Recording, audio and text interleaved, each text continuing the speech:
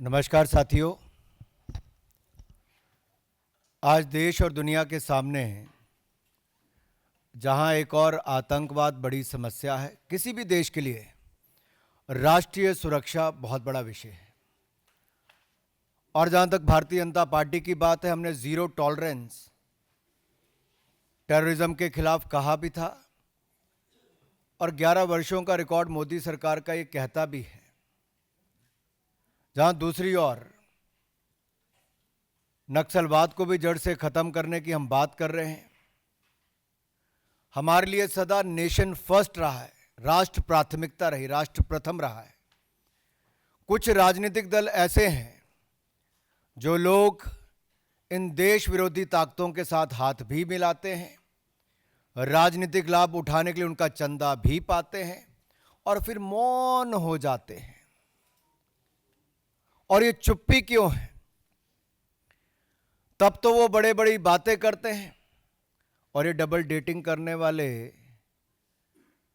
माननीय राहुल गांधी जी और अरविंद केजरीवाल जी, ये बाहर से कुछ और अंदर से एक ही नजर आते हैं।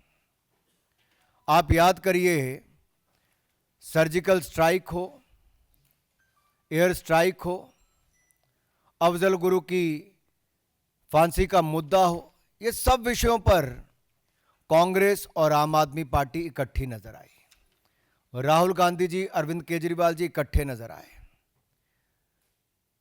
आई तो आम आदमी पार्टी कांग्रेस के घोटालों की बात करके थी, लेकिन आज उनकी छाप जो एएपी है ना, वो ए अराजकता के लिए भी जाना जाता है, अलगाववाद के लिए भी जाना जाता है, आतंकवाद के लिए भी जाना जाता है, अफवाहें फैलाने के लिए भी जाना जाता है, अपराधियों को शरण देने के लिए भी जाना जाता है।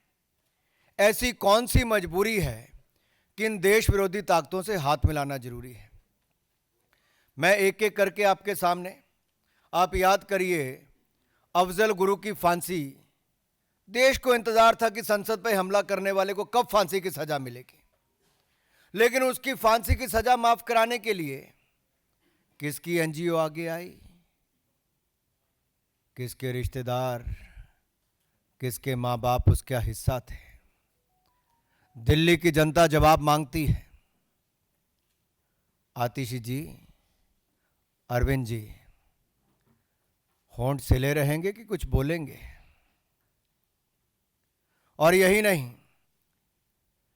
टुकड़े टुकड़े गैंग जिसने देश विरोधी नारे लगाए, देश का नामो निशान मिटाने की बात की, उनके साथ कंधे से कंधा मिलाकर कौन खड़े हुए? जवाब दीजिए। उसको टिकट किसने दी? जो मुखिया थे टुकड़े टुकड़े गैंग के, डबल डेटिंग करने वाले राहुल गांधी जी और अरविंद केजरीवाल जी ने दी।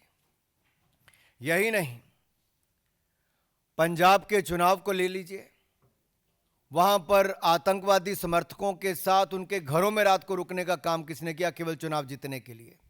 अरविंद केजरीवाल जी, जवाब देना होगा। यही नहीं, दिल्ली के दंगे भड़काकर देश को बदनाम करने का काम किसने किया?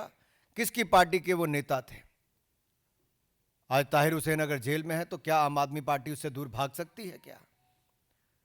लेकिन ये वही आम आदमी पार्टी और वही कांग्रेस पार्टी है जो बाटला हाउस कांड के शहीद इंस्पेक्टर एमएल शर्मा, उनकी शहादत पर प्रश्न चिन्ह खड़ा करते हैं। बात यहीं तक रुक जाती तो अलग थी। हमने तो देश में बम धमाकों की रोक लगा दी, लेकिन दिल्ली में कुछ लोग हैं जो बम धमाकों की अफवाहें फैलाकर मां बाप को रुलाते हैं, मां बाप घबराते हैं और स्कूल बंद हो जाते हैं। नई पाठशालाएं तो नहीं खुली, लेकिन पाठशालाओं को बंद कराने के लिए बम धमाकों की तार किससे जुड़े हैं? अरविंद जी, आतिशी जी, कोई जवाब देंगे क्या? कि राहुल गांधी जी भी यहां पे चुप रहेंगे, उनसे सवाल नहीं पूछेंगे? सवाल यह खड़ा होता है कि दिल्ली में डराने का, धमकाने का ऐसे 400 बार ये काम कौन करता है?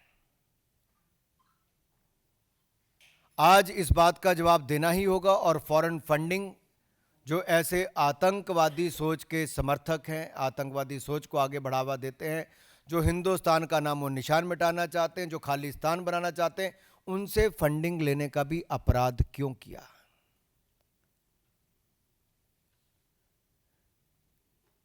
ग्यारह साल अरविंद केजरीवाल जी आपने और आपकी पार्टी ने सरकार चलाई है।